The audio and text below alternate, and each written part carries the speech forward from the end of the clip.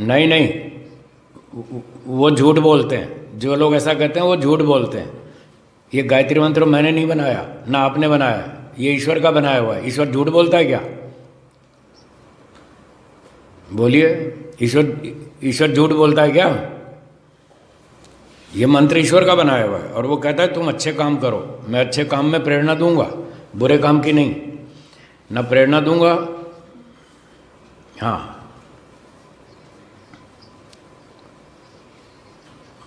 देखिए मैं इसका उत्तर दे रहा हूँ। मैं इसका उत्तर दे रहा हूँ, ये वो 50 हो या 500 हो, अगर वेद के विरुद्ध बोलते हैं, ऋषियों के विरुद्ध बोलते हैं तो सब छोटे हैं, वो बड़े नहीं हैं। आपने उनको बड़ा मान लिया, आपकी भूल है, दुनिया की भूल है, वो उसको बड़ा मानते हैं, वो बड़ा नहीं है। जो वेद विरुद्ध बोलता है वो छोटा आदमी है।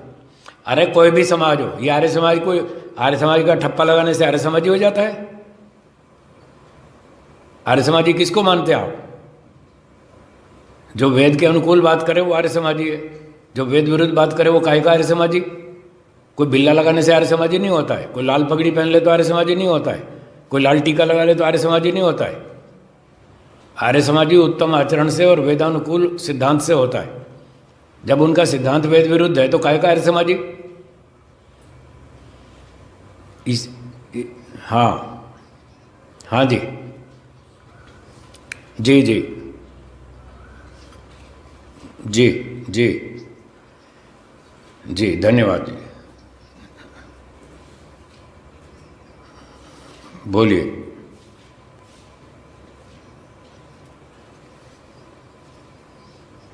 हाँ जी,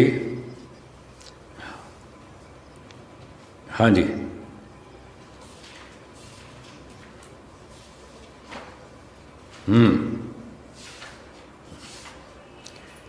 अब सुनिए, उत्तर सुनिए, कल की शंका है।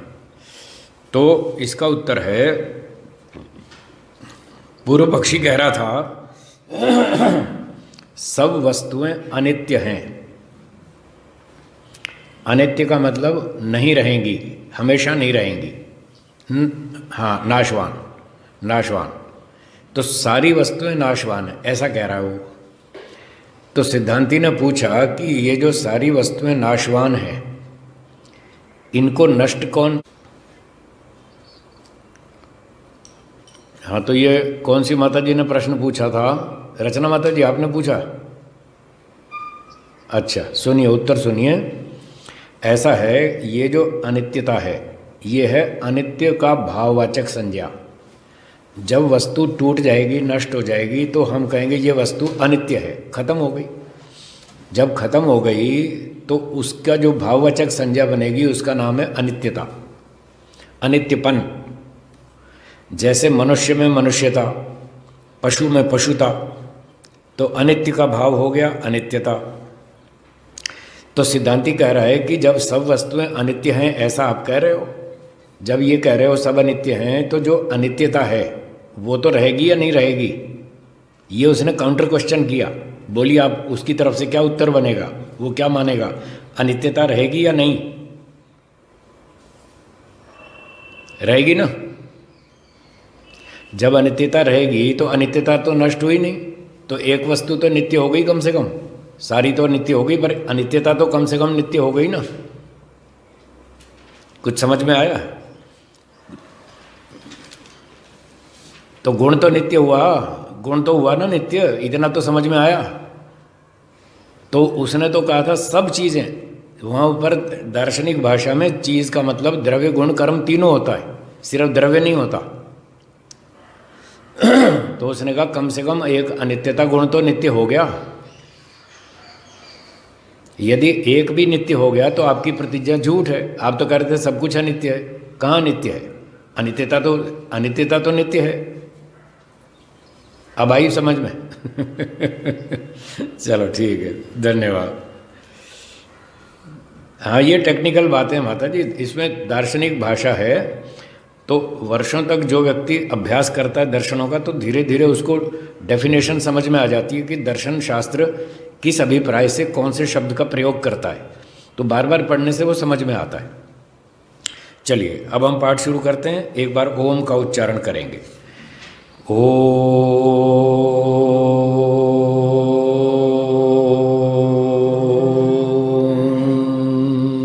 8वां समोल्लास पृष्ठ 179 सत्यार्थ प्रकाश। छठा नास्तिक। हाँ 1 मिनट भाई, ये अपना स्क्रीन शेयर ना करें। स्क्रीन शेयर कर रहा है कोई व्यक्ति, अपना स्क्रीन शेयर ना करें प्लीज़, पाठ को चलने दें। जिन्होंने स्क्रीन शेयर किया है प्लीज़ इसको बंद करें।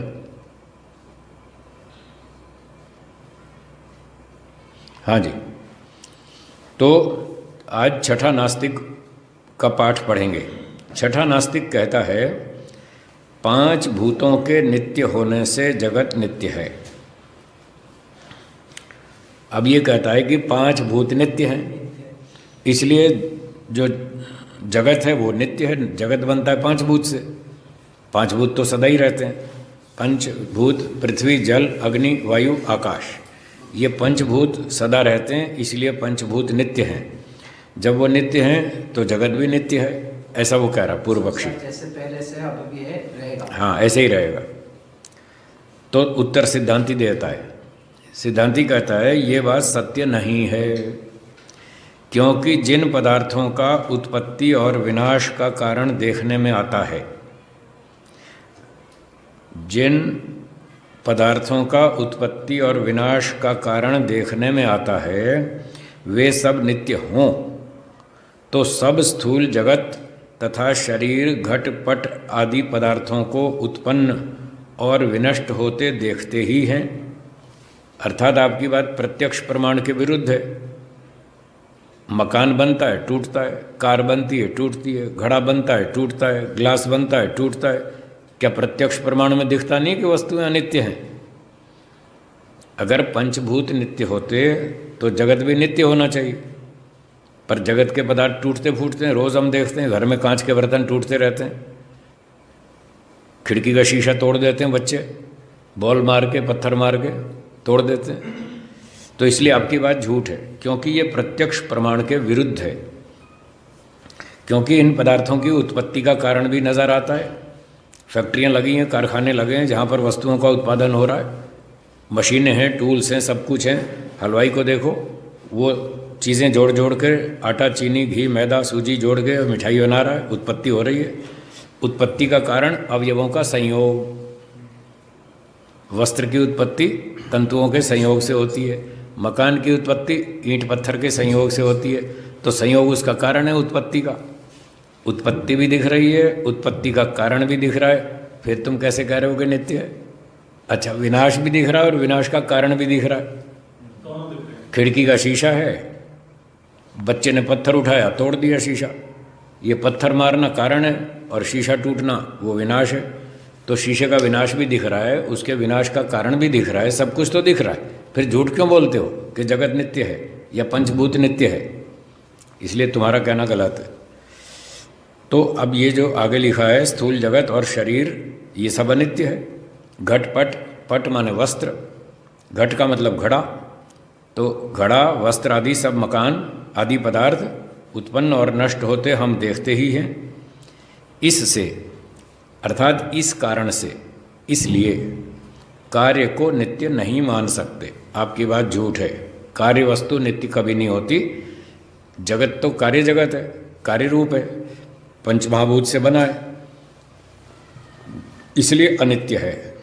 कार्य कभी भी नित्य नहीं होता। ठीक है जी, ये छठा नास्तिक का उत्तर हो गया।